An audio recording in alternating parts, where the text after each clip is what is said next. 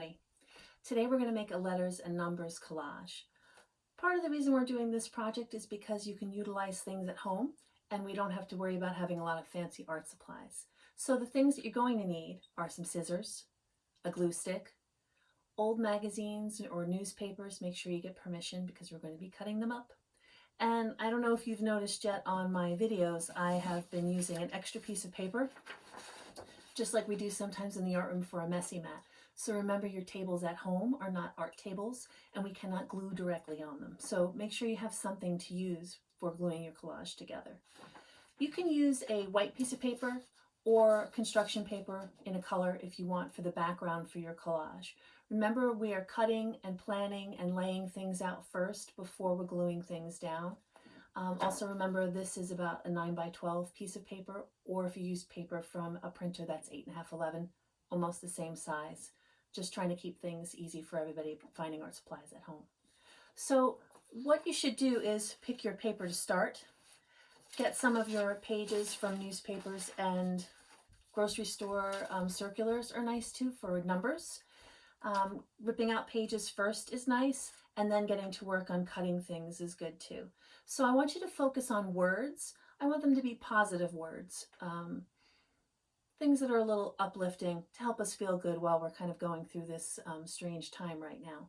So things like I found a word that said exquisite, perfect. I think I found, celebration. So if you want to use words like that in your collage, you can do that. And the words should be the first layer of your collage. That's the thing that you should start to lay out first. The biggest things first, right? If you did a bunch of little tiny letters and numbers and then you had a big word, we are going to have some overlap, but it's better to place the biggest things first and then the smallest things last. Second step is letters or numbers, different sizes, different colors, to be the second layer of your collage. And then smallest things and final touches last, all on top. Remember to use the messy mat, turn things over, glue, press down. If your collage starts to get kind of full with a lot of little edges, at any point you can, I'm going to move this even though it's, pretend I have my things glued down. You could always turn it over and rub the whole back to get those glued edges all to go down. So I talked about that we need to have some positive words in our collages. If you wanted to find letters to spell out your name or a word of your choice, maybe you want it to say happiness or spring or love, and you can't find that word intact as one word, you could always cut up letters to make that word.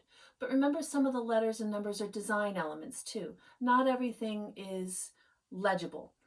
Some of these things are ornamental, okay? And then some things I want you to avoid when finding numbers and letters. This is not the kind of number or letter addition I want in a collage. Stop and Shop. Stop and Shop is a grocery store and we don't need that in our collage. Or $1.99 jumbo cantaloupe. Don't need that in our collage. You could use some of the numbers or letters from here and cut it up, but it shouldn't look like an ad. And one more ad, a coupon for $49 for your chimney cleaning. Not the best thing to add to your collage. You could cut these nice red numbers out of the center if you want, but don't go the route of just cutting things without thinking about it, or cutting things that don't really make a good art piece, okay?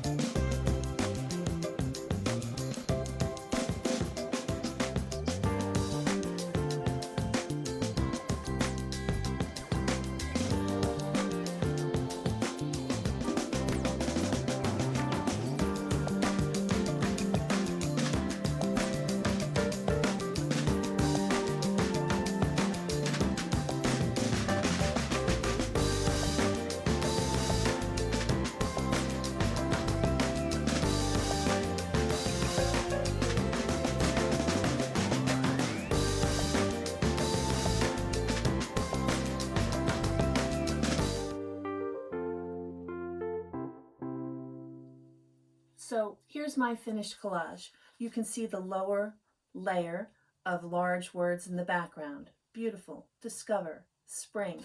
You can see I found lots of different colors, lots of different sizes, lots of different types of fonts. A thin font, a block letter font, a script. I have numbers too. There's some numbers here. There's that street sign.